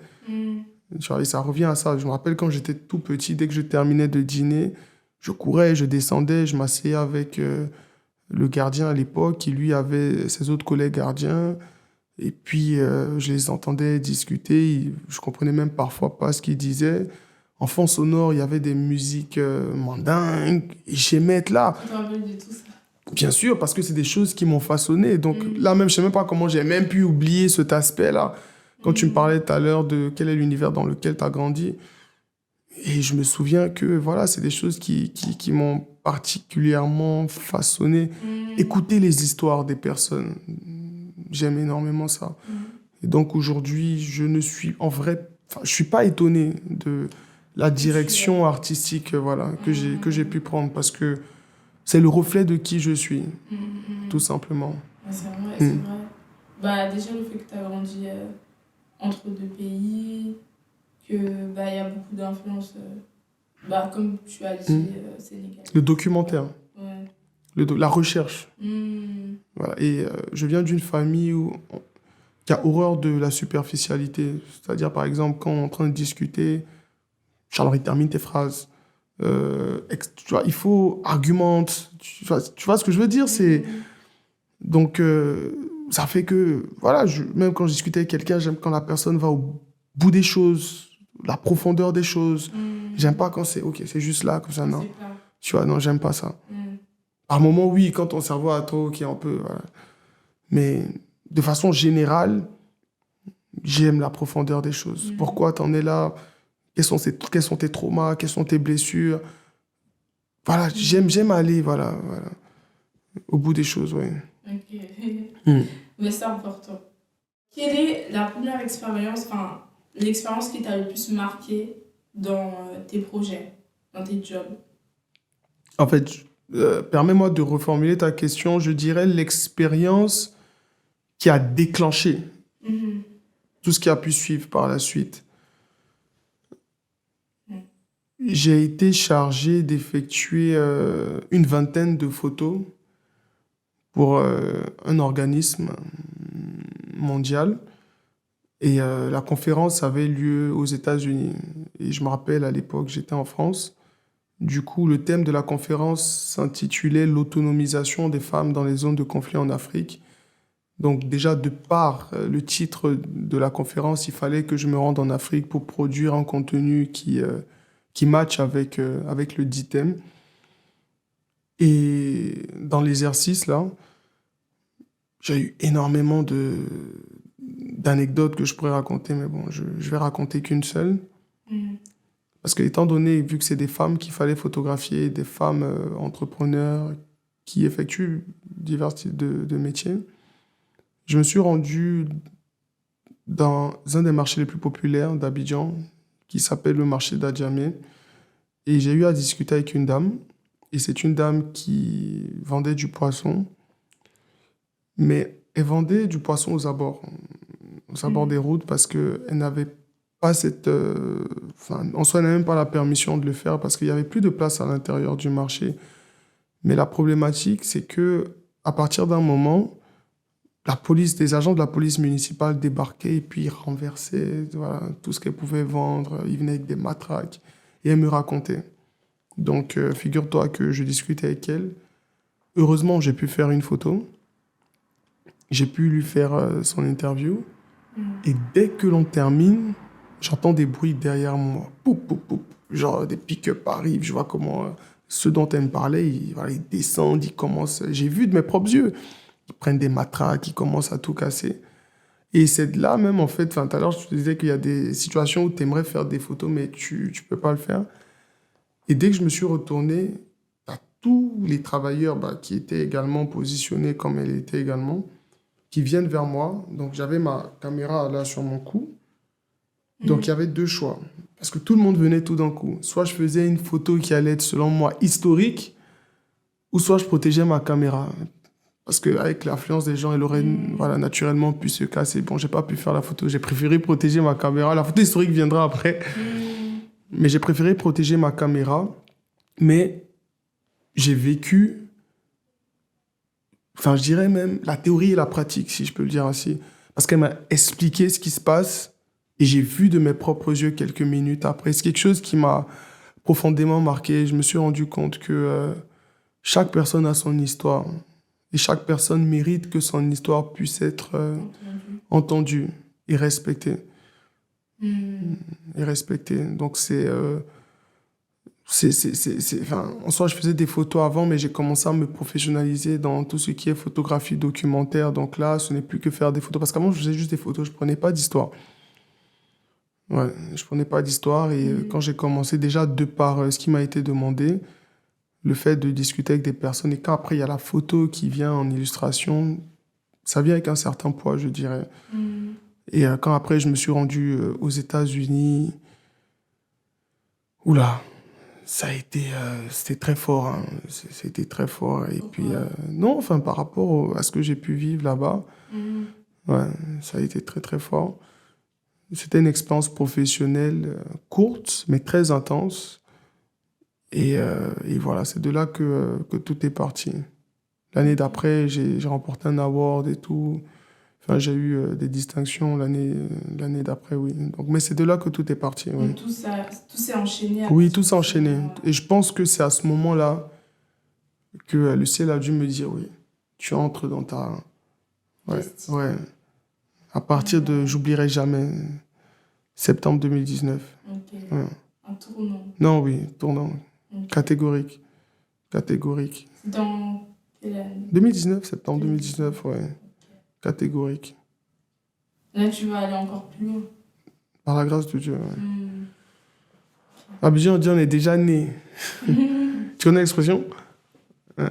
Ça veut Faut que dire que j'aille là-bas pour. ah, ouais, on est déjà né, on est déjà sur la terre. Quand tu es dans la piscine, tu n'as pas d'autre choix.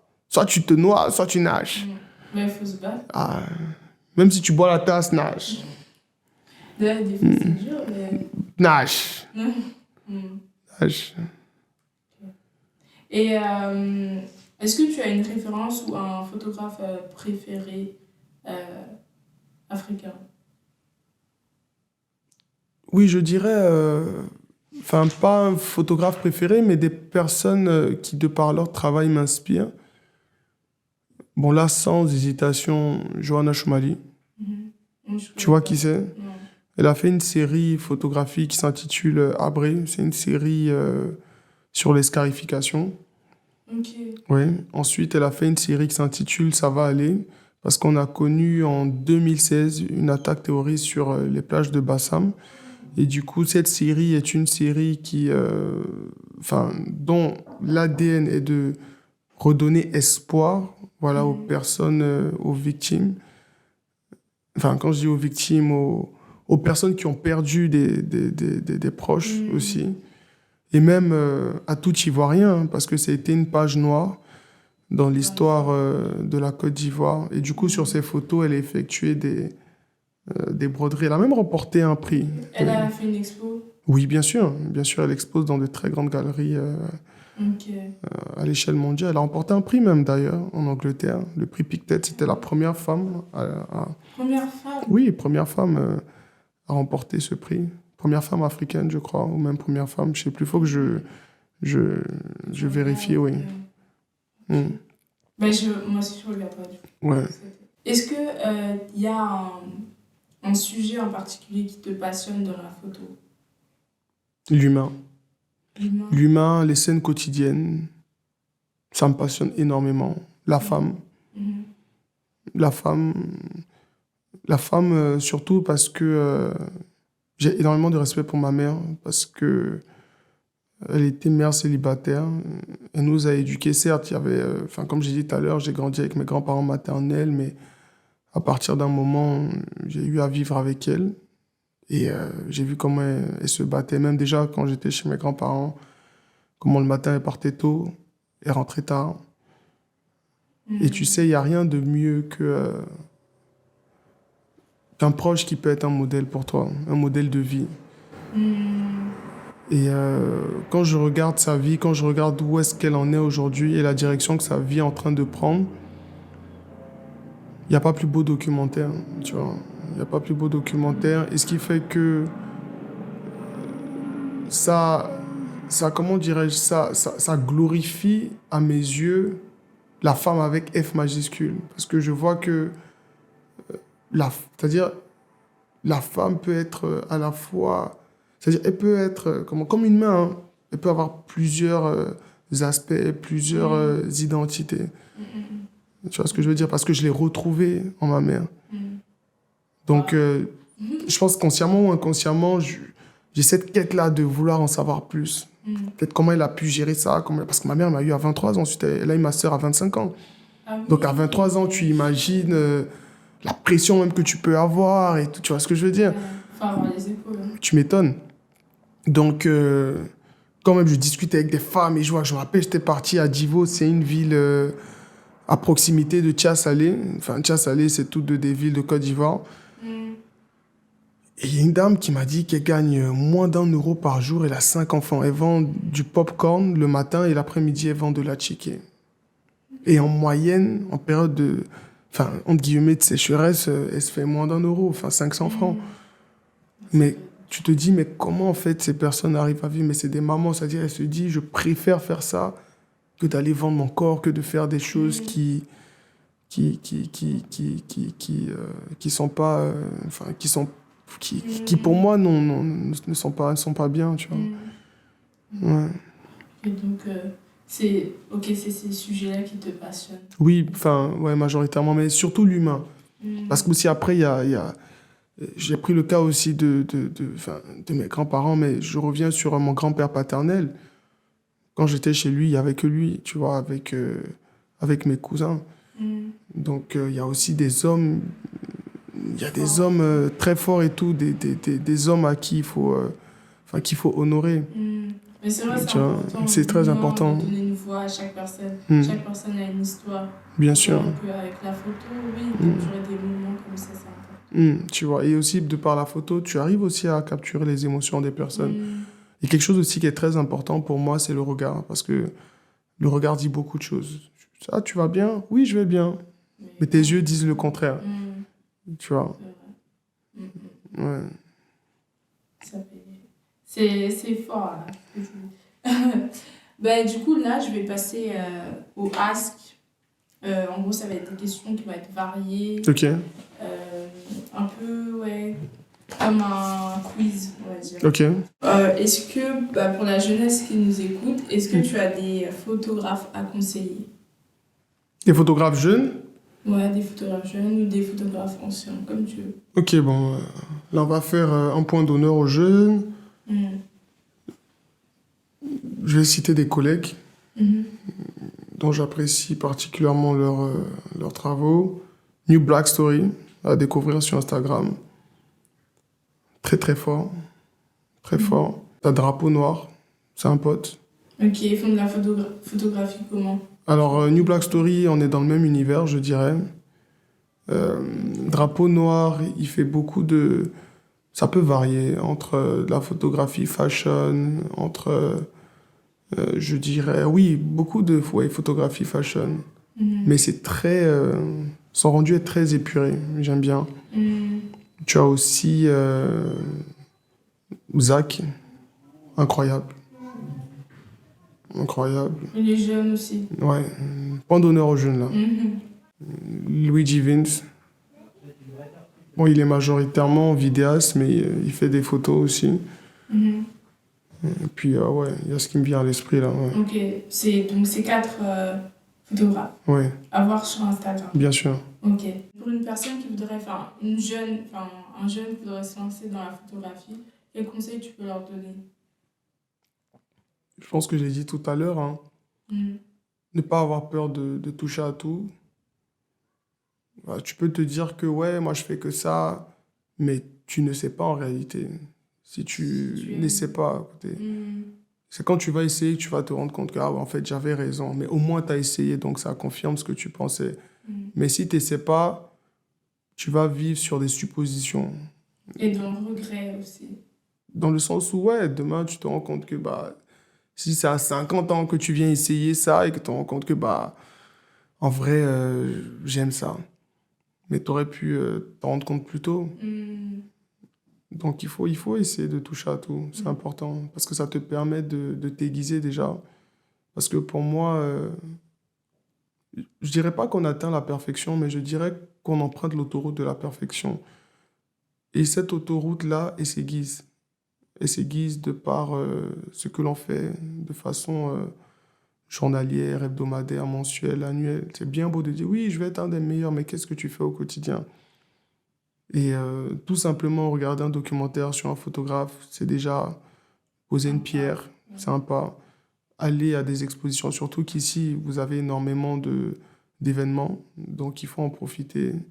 Et surtout, même, je sais qu'à partir d'un certain âge et tout, c'est C'est gratuit. gratuit.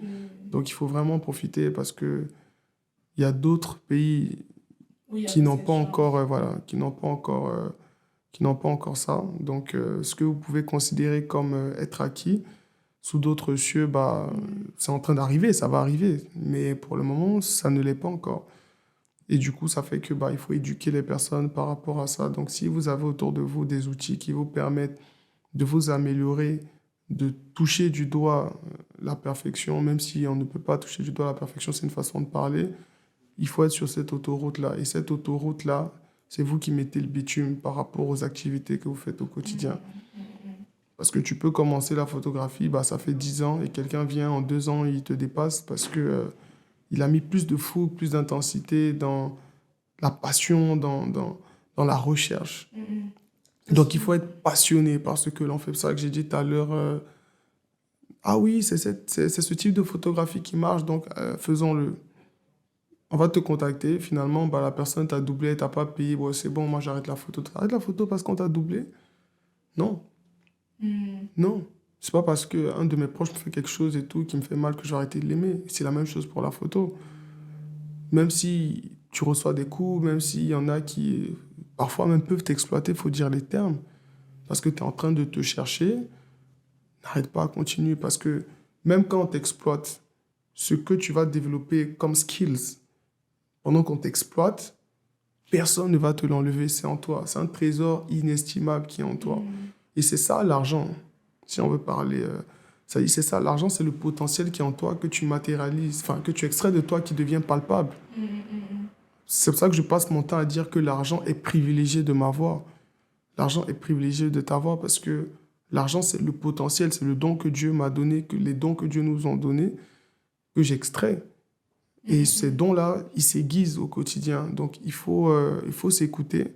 Même si tu suis une voie que même tes parents ne comprennent pas, si tu es convaincu de ça, tes actes, c'est-à-dire tes actes quotidiens, sans même que tu ne parles, prouveront, ah, je pense faudrait qu'on le suive dans ce qu'il est en train de faire parce que il est très sérieux, très rigoureux.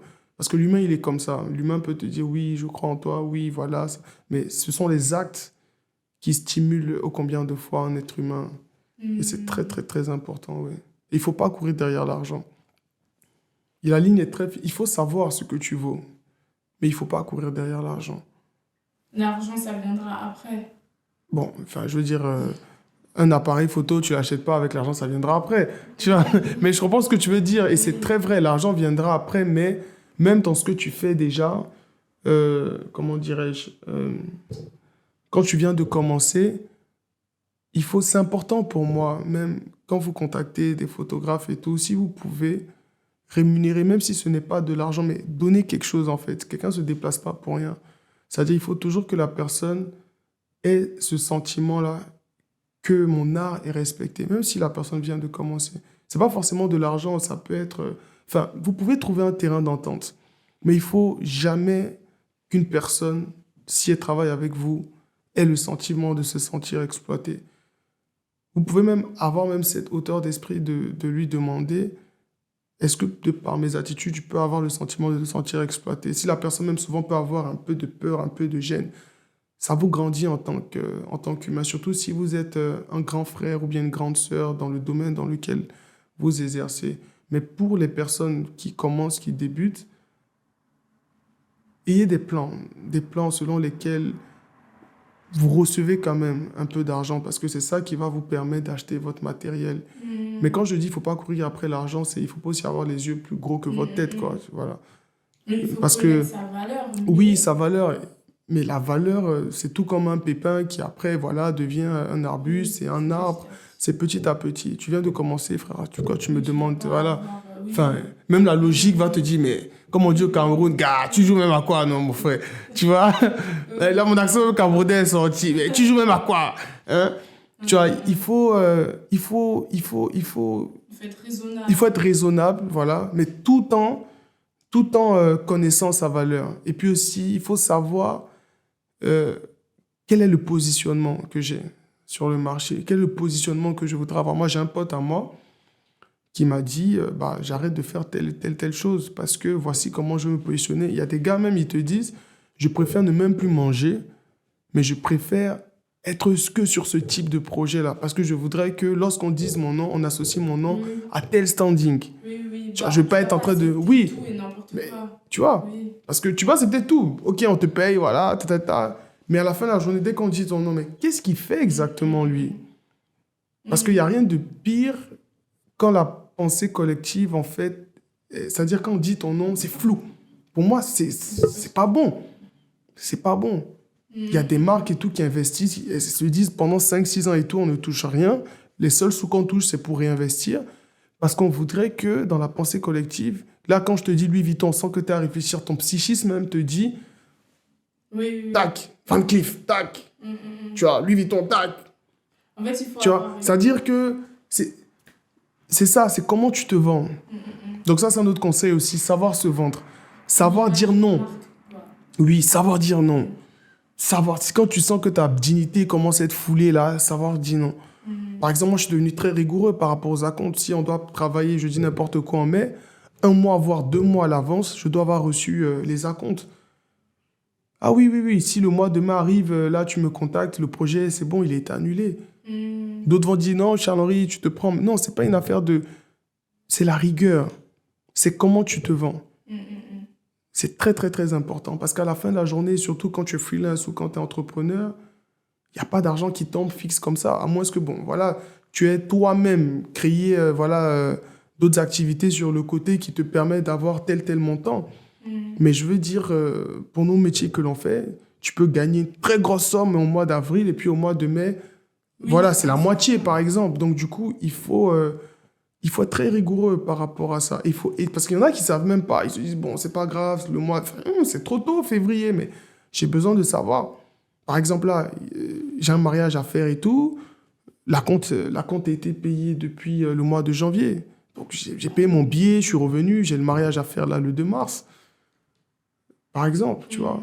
Donc, c'est ça. Et surtout, si tu ne vis pas dans le même... Si, par exemple, là, il y a une prestation, je dis n'importe quoi au Japon, il faut que je m'organise par rapport au projet que j'ai à faire, par rapport au billet d'avion, par rapport à ci, par rapport à ça. Donc, c'est toute une organisation. Ok. Tu vois. Ton conseil, ça serait d'être organisé, d'avoir une image, en gros... Effectivement, savoir bien se positionner et savoir être rigoureux dans les affaires. Ok. C'est important. Mais déjà, pour être rigoureux, il faut que toi-même, tu saches quelles sont tes attentes, c'est-à-dire, comment on va dire, la ligne à ne pas franchir. Tu vois, c'est très important. Signer un contrat, par exemple, avant de certains projets, c'est très important. C'est très important. Pour certains, ça fait peur, mais c'est important. C'est important. Ouais. Et puis, une dernière chose, avoir autour de soi des personnes qui te disent la vérité. Ton travail pété, ton travail pété. Tu dois travailler. On va dire ça comme ça. Bah, tu dis. Après, il y a la forme à dire, bien sûr. Mais quand je dis des personnes qui sont autour de toi, c'est une façon de dire... tu sais, il y a des personnes qui... Comment je vais dire ça? Elles voient le truc, mais ne te le disent pas. En soi, elles te cachent. C'est pété. Même si, bon, il y en a qui vont te dire, ah, gars, c'est pété, hein. Il y a d'autres qui vont te dire, ah oui, tu devrais... Ah oui, je suis passé par là-bas, voilà, photographie pour les nuls. Tiens, je pense que... Henri. Non, mais... Non, enfin, peut-être je m'exprime... J'arrive pas à bien exprimer ce truc, mais je veux dire... Il faut dire la vérité. Maintenant, chacun a sa forme. Voilà, chacun a la forme qu'il utilise, mais à la fin de la journée... La personne, c'est tout comme si tu dis la vérité, il faudrait aussi motiver à fond quand la personne est tout. Mais quand tu vois quelqu'un en train de se diriger droit vers un mur, il faut... Ah non. Il faut le secouer. Oui, voilà. Okay. Pour moi, c'est de l'amour. Parce qu'il y a Oui. des personnes qui vont pas le dire. Et le gars, il va aller poster sur les réseaux. Une fois, deux fois, trois fois. Je dis, mais lui, on l'appelle jamais, frère. Regarde, c'est pété ce qu'il fait. Pourtant, avant même de poster, il va te montrer. Eh mec, écoute, je vais poster ça. Tu trouves ça comme. Eh gars, c'est lourd de fou. Pourtant, tu sais que c'est pété. Oui, oui, parce que c'est son ami. Oui, non, mais c'est pas parce que c'est son ami. Il faut pas justifier. C'est parce que c'est son ami qui doit lui dire la vérité. Oui. Ah, man, je trouve que. Enfin, il y a peut-être trop de saturation. Je trouve que. Dis les termes. Parce que quand tu vas poster, là, le monde a vu, hein. Si quelqu'un a screenshoté, toi, c'est fini. Dès que tu as posté, ça t'appartient plus. Donc, évidemment, je reviens dessus, il y a la forme à... Voilà. Voilà. Si tu sais que la personne, là, si tu dis les choses de façon très trash, elle va se braquer, ok, trouve la bonne forme. Moi, je suis quelqu'un, j'aime quand on sait trouver la forme pour me parler. Dis-moi, tu peux tout me dire. Mais dès l'instant où tu as trouvé la forme, il n'y a pas de souci. Ok. Moi, c'est comme ça que je suis. Tu vois, donc, quand si c'est ton ami, tu vas savoir que, ah, lui, quand tu lui parles, il faut prendre telle forme et tout. Mais il faut avoir des personnes autour de soi qui nous disent la vérité. Un bon Tu vois, entourage. oui, c'est très important. Ok. Ouais. Ok. Et quand ça marche, tu vois, j'ai tellement de choses à dire. Et je termine dessus là, je vous promets. Quand ça marche, faut toujours se dire que tu n'as rien fait. Hmm. Quand ça marche, c'est-à-dire quand voilà, tu commences à avoir une certaine autorité, les gens commencent, tu sens qu'il y a du succès qui est là, faut toujours te dire que je n'ai rien fait. Rien fait dans le sens, en fait, ça va te pousser à en faire encore plus. Enfin, ne pas se reposer sur ses lauriers. En français Ah, simple. oui. Ça, tu te dis que ça y est, je n'ai rien fait. Ça y est, je suis arrivé là, ah oui, c'est bien, attends, attends. Ok, Dans ta mais tête, oui. tu te dis, je n'ai encore rien fait. Voilà, tu vois, Oui. je n'ai encore rien fait. C'est-à-dire, dis-toi que c'est maintenant que je viens de commencer. Faut toujours se dire que c'est maintenant que je viens de commencer, j'ai encore tout à apprendre. Faut toujours se dire ça. Parce que quand tu te dis ça, ça te pousse en fait Allez. à aller plus loin. Parce que dès l'instant où, et il y a un moment, ça va devenir très difficile parce que la pression des compliments est tellement forte. Et si toi, tu ne bouges pas tes oreilles, évidemment, ça fait plaisir et tout, mais il faut bouger ses oreilles. Te dire, je dois encore aller plus loin, je dois encore aller plus loin. Parce que les gens te complimentent sur la version qu'ils voient. Mais tu dois montrer en fait qu'il y a encore une autre version qui doit arriver. Est-ce que tu sais la dernière photo que tu as prise avec ton appareil photo? Ah oui, je travaillais sur un projet. C'était quand la semaine dernière, ouais. Ouais, Ok. ouais. C'est un projet. C'est un projet, le nom de la marque s'intitule Soleil d'Afrique. Et en soi, c'est une marque de vente de courrier. Enfin, ils font enfin, elle fait parce que c'est une femme qui a la tête de cette marque. Elle fait des colliers, elle peut faire enfin, différents types d'objets, mais à base de courrier, oui. Ok. Donc c'est à Abidjan que j'ai fait ça. Ok, trop bien. Ok, ça marche. Bah, si elle sort la photo, on la mettra Ok, d'accord. dans le podcast. Et alors, est-ce que tu as un message à donner à la jeunesse qui nous écoute? J'ai déjà tellement dit, hein. Un J'ai- dernier, un dernier, je sais pas, quelque chose que tu as à dire, ceux qui veulent se lancer dans leur projet, ceux qui ont des doutes, ceux qui savent pas où trop aller. Je vais approfondir un point que j'avais touché tout à l'heure, c'est savoir s'écouter. Et moi, je suis croyant également. Et l'être humain, il a des capacités, mais qui sont limitées. Et si tu te rends compte que tu as tellement fait et que bah, là, tu es arrivé, comme Apple te dit, stockage saturé, là, lève ta tête et parle à Dieu. Parce que là où toi, tes capacités naturelles s'arrêtent, bah, les siennes, elles commencent.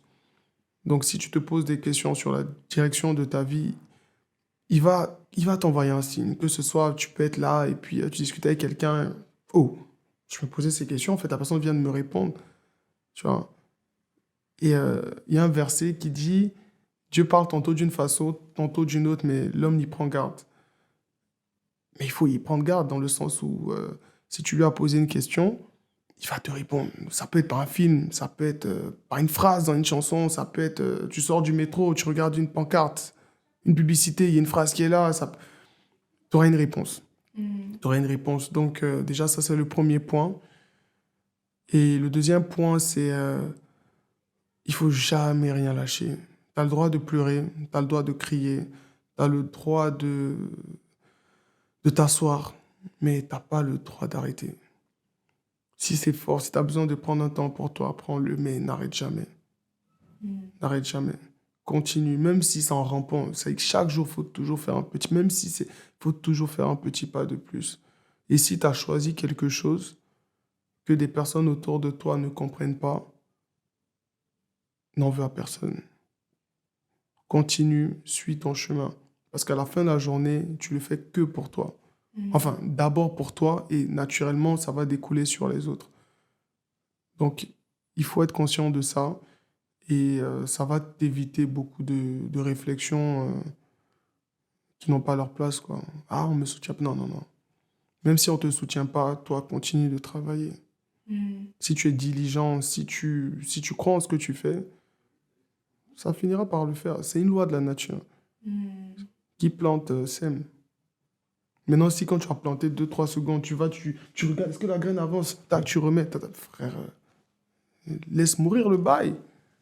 Ouais, Laisse mourir le bail. impatient. Oui, le gars, il est là-bas. Enfin, déjà, c'est même pas le même arbre qui va sortir. Donc, pour lui, ça sort vite de terre. Oh, on est venu planter au même moment, on a arrosé au même moment. Mais pourquoi pour lui, c'est déjà sorti? Est-ce que ma graine a un problème? Est-ce que je suis sur le bon chemin? Est-ce que je me suis pas trompé de voie? Est-ce que... Oula, frère, tais-toi. Attends. Continue d'arroser. Continue. C'est tout ce que je peux dire. Ok. C'est des bons conseils. Merci. Qu'on peut appliquer Dans tout. n'importe quel Dans tout. domaine. Moi, tout ce que je dis, c'est pour moi aussi. Hein. C'est pas, j'ai pas la science infuse, j'aurais même pas cette prétention, mais c'est pour moi-même. Tout ce que j'ai pu dire ici, c'est des conseils que moi-même je devrais appliquer au quotidien. Tu réécouteras le podcast. Ok, ça marche. Et est-ce que tu as des projets pour cette année qu'on pourrait... Je ne dirais pas. Enfin, où on pourrait te donner de la force, du coup, sur... Ok, enfin, bah, il y a les la marque. auditeurs qui nous écoutent, quel projet, enfin, ce que tu fais, où est-ce qu'on pourrait te retrouver et où est-ce qu'on pourrait te donner de la force? Ok, bon, j'ai pas trop envie d'en parler pour des projets qui n'ont pas encore été annoncés, Oui. donc je vais plus me focaliser sur des projets qui ont déjà été matérialisés Oui, et qui sont déjà. toujours en train de, voilà, de se développer. Donc là, sans réfléchir, évidemment, la marque. Là, bah, il y a la série Champion d'Afrique. Je pense que d'ici que le podcast sort, elle sera déjà out. Enfin, je veux dire de façon physique. Donc Ah, oui, ok. voilà. Et puis aussi après, voilà, il y a d'autres produits qui sont déjà disponibles, à savoir des t-shirts, des hoodies, des pulls. Il y a d'autres produits qui arrivent, mais je ne dirai pas là pour le moment. Donc si des personnes veulent donner de la force, on accepte, hein. Ok. Mais où on peut te donner de la force? Sur tes réseaux, Oui, même sur les réseaux. Sur les réseaux. C'est quoi ton Insta pour que les gens Bon, puissent- je l'appelle mon Insta Carrefour parce que c'est sur cet Insta-là qui redirige vers mes autres pages, Charlie Delafosse. Donc sur Charlie Delafosse, tu verras les arrobas des dans la autres. bio. Ouais. Genre Charlie Delafosse, c'est vraiment l'Insta Carrefour, quoi. C'est-à-dire là-bas, tu as un peu de tout ce que je fais, oui. Ton Et puis, portfolio, quoi. oui, on va dire. Et puis aussi, je partage mes pensées, mes centres d'intérêt, les musiques que j'écoute. Voilà, c'est plus ma personnalité, ouais. Et puis mon travail également. Ok. C'est un compte perso-pro, on va dire. Oui, un mix. Yeah. Ok, ça marche. Mm. Bah, merci beaucoup pour cet épisode. C'est la fin du coup de cet épisode. Ah, déjà. Ça fait déjà, ouais. Ah ouais. Ouais. Là, c'est un Abidjan, Yamoussoukro, là. Capitale économique et capitale politique, la Côte d'Ivoire. On est bien arrivé, t'as vu la basilique, là? Carrément. Hein? Ok. On va faire une visite? Bah, merci beaucoup d'avoir été avec nous aujourd'hui. C'était un plaisir de t'avoir. Et bah, de connaître aussi ton histoire et comment t'en es arrivé à là où tu en es aujourd'hui. Et bah, pour nous, c'est que de la réussite dans tout ce que tu entreprends. Que Dieu t'accompagne aussi. Ainsi soit-il. Et voilà. Et pour les auditeurs, on se retrouvera un autre jour pour un autre épisode avec un autre invité. Merci. C'était un plaisir.